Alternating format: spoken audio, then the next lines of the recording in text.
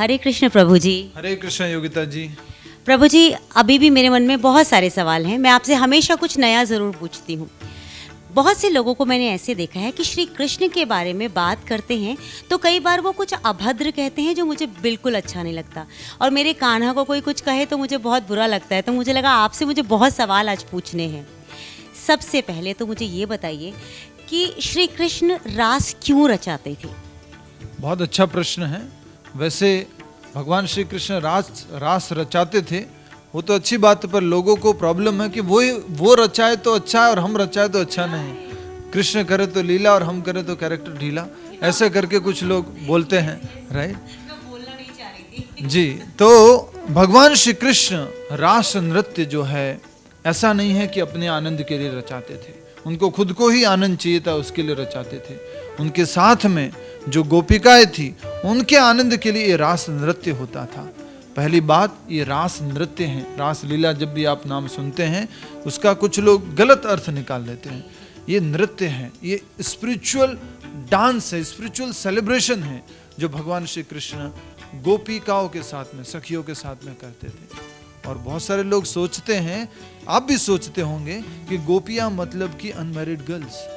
No, गोपियां मतलब ब्रज में हर एक स्त्री को गोपी कहा जाता था। वो किसी की पत्नी है, किन्हीं बच्चों की माँ है, तो भी वो गोपी के नाम से ही जानी जाती थी। तो भगवान श्री कृष्ण इन सबको प्रसन्न करने के लिए रास नृत्य किए थे। अच्छा, और फिर एक सबसे बड़ा सवाल जो सब लोग पूछते हैं, अगर श्री कृष्ण की पत्नी जो है वो रुक्मिणी जी थी, तो राधा जी हर मूर्ति में, हर पिक्चर में उनके साथ क्यों हैं?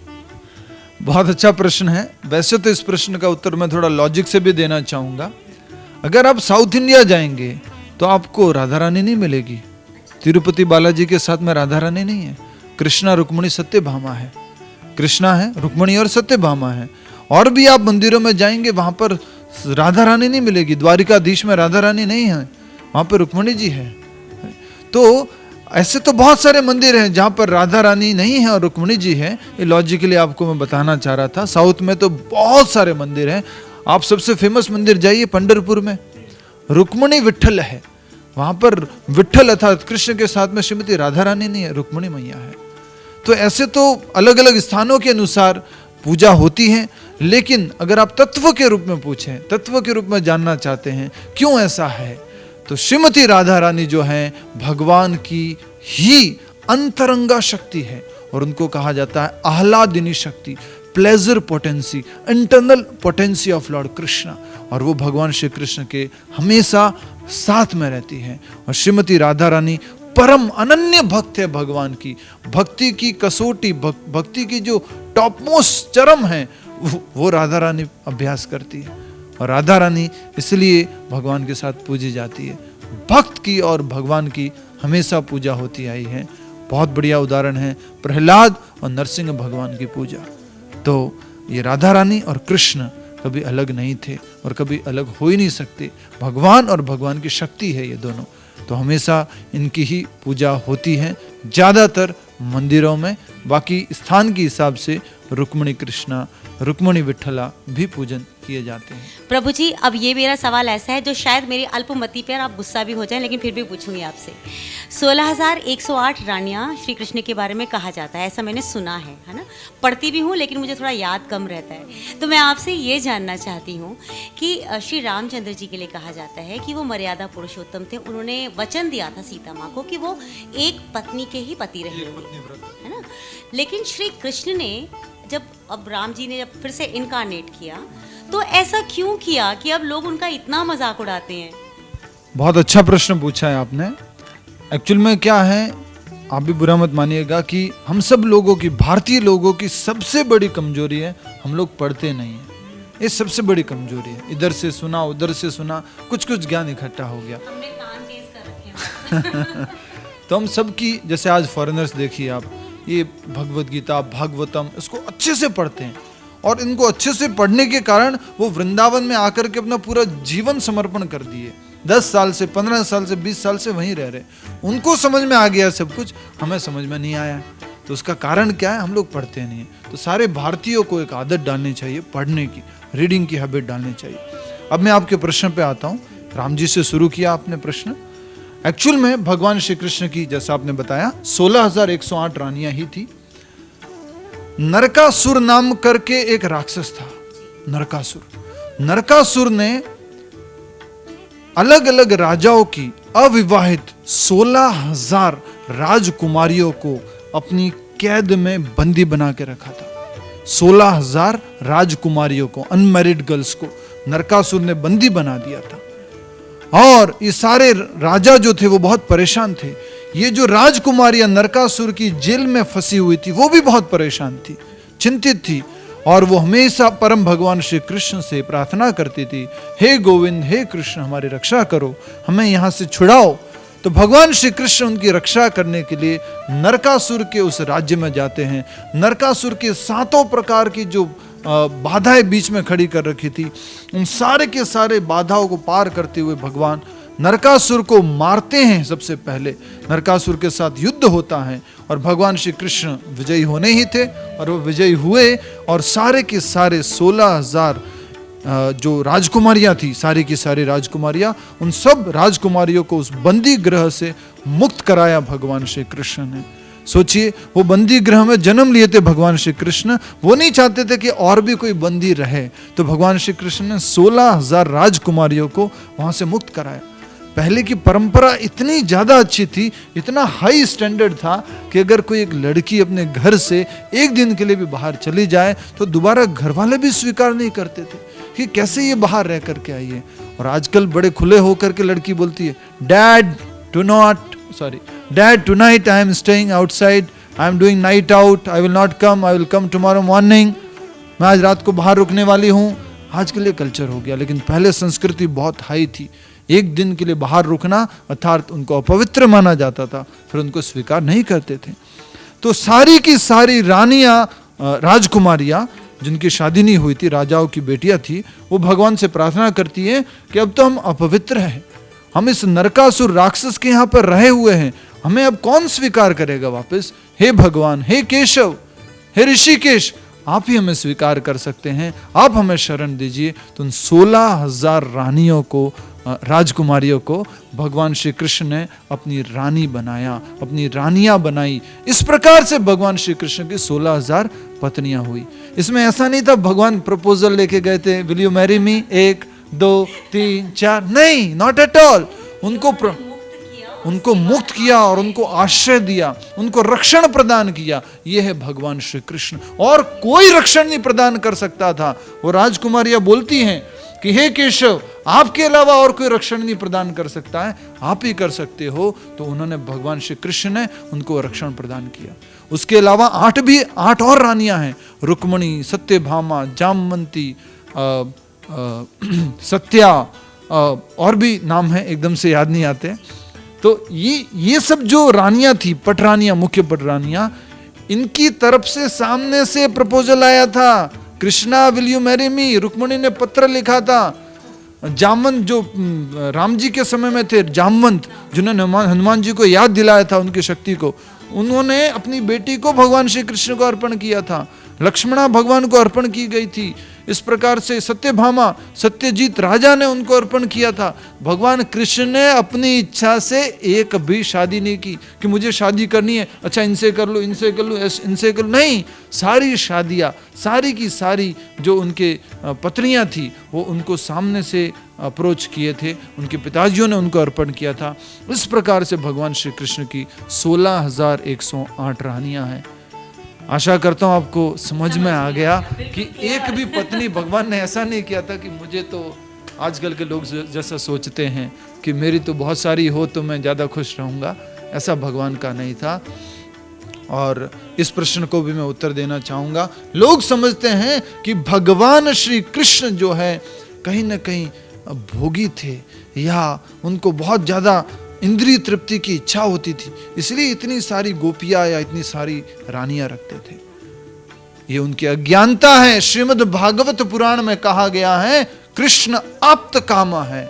आप्त कामा मीन्स सेल्फ सेटिस्फाइड, जो स्वयं में संतुष्ट हैं, उनको किसी और की आवश्यकता नहीं है।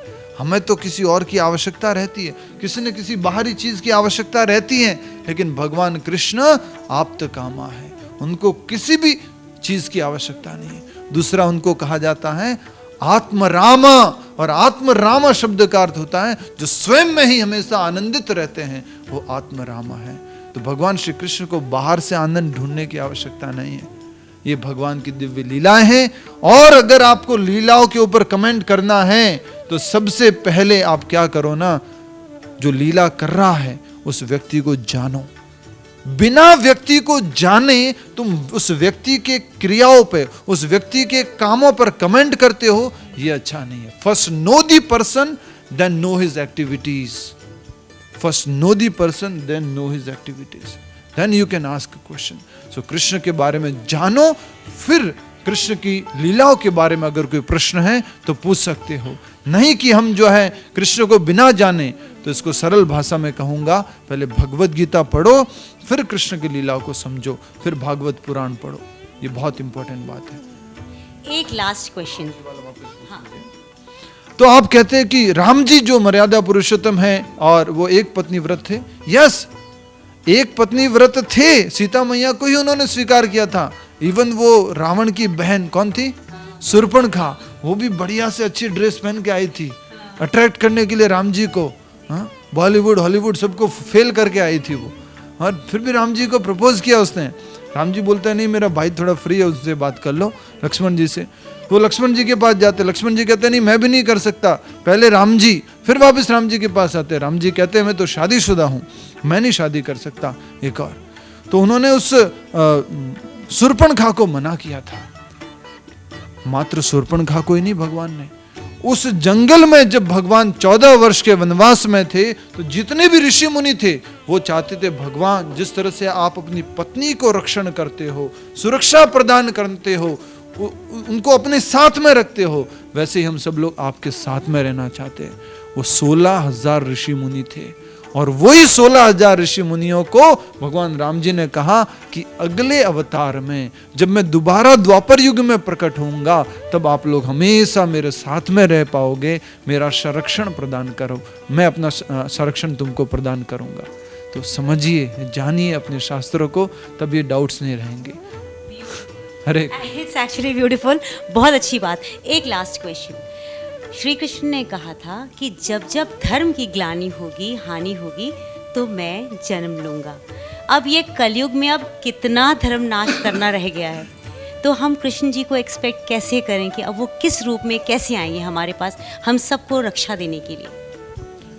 बहुत सुंदर प्रश्न है, और इसी प्रश्न को राजा परीक्षित ने पूछा था कि भगवान कृष्ण तो चले गए हैं अपनी लीला करके, धर्म की स्थापना करके, लेकिन अब ये द्वापर युग खत्म हो रहा है, कलयुग शुरू होगा, तो इस प्रकार से भगवान श्री कृष्ण के बाद कौन इस धर्म की जिम्मेदारी लेगा, कौन इस धर्म की रक्षा करेगा?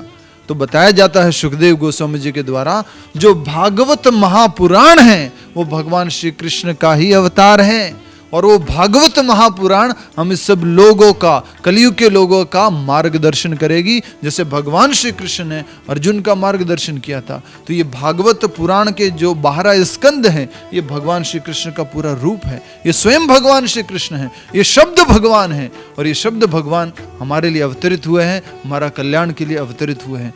और आपको अगर बड़ा लगता है भागवतम, तो स्वयं भगवत गीता भगवान श्री कृष्ण का अवतार है। उस भगवत गीता को पढ़िए, भगवत गीता को समझिए, वो भगवान कृष्ण से अलग नहीं है।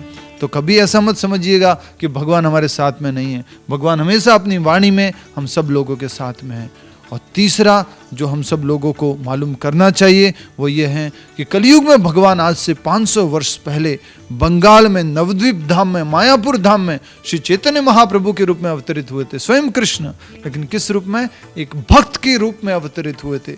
और उन्होंने भगवान श्री कृष्ण स्वयं चैतन्य महाप्रभु के रूप में उन्होंने एक तरीका बताया था भगवान श्री कृष्ण को प्रसन्न करने का, और वो है हरे कृष्ण कृष्ण कृष्ण हरे हरे, हरे राम राम राम हरे हरे, इस महामंत्र के जाप से। तो स्वयं श्री चैतन्य महाप्रभु जो भगवान कृष्ण के अवतार हैं, वो कह रहे हैं कि इस महामंत्र का जाप करो। तो कलयुग में भगवान ने अभी इसी समय अवतार ले रखा है, और उसको बोलते हैं नाम अवतार। उसको बोलते हैं भगवान के महामंत्र का अवतार।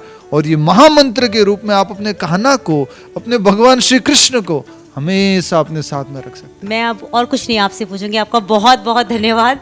कीप ब्लेसिंग अस इसी सब चीज़ों के साथ, इन्हीं ज्ञान के साथ, ताकि हम लोगों को कृष्ण के बारे में और पता लगे और हम जिस खाई की तरफ गिर रहे हैं वहाँ न गिरते हुए सतयुग की जो है ना स्थापना करने में एक मदद करें। बहुत अच्छा, आपका बहुत बहुत धन्यवाद। आपने आजकल के युवाओं के सारे प्रश्न पूछे हैं। आजकल के जो युवा हैं, यूथ हैं, जानना तो चाहते हैं, समझना तो चाहते हैं, लेकिन उनके प्रश्नों का उत्तर नहीं मिलता। जब प्रश्नों का उत्तर नहीं मिलता, वो धीरे धीरे वो नास्तिकता की तरफ आगे बढ़ते हैं। आप जैसे लोग अगर इस प्रकार के प्रश्न पूछेंगे, उनके प्रश्नों को लेकर आएंगे, उनको उत्तर मिलेगा, और वो मुझे आशा है और विश्वास भी है कि वो भी भक्ति में आएंगे, वो भी कृष्ण चेतना की तरफ, भारतीय संस्कृति की तरफ, सनातन संस्कृति की तरफ, अपने वैदिक संस्कृति की तरफ आगे बढ़ेंगे। इसी बातों के साथ में आपको wish you happy new year and wish you happy Krishna conscious new year. तो इस बार आप अपने नए साल की शुरुआत भगवान के नाम से, कीर्तन से, दर्शन से और प्रसाद से अवश्य कीजिएगा। हरे कृष्ण। मैं तो ज़रूर करूँगी। हरे कृष्णा, हरे कृष्णा।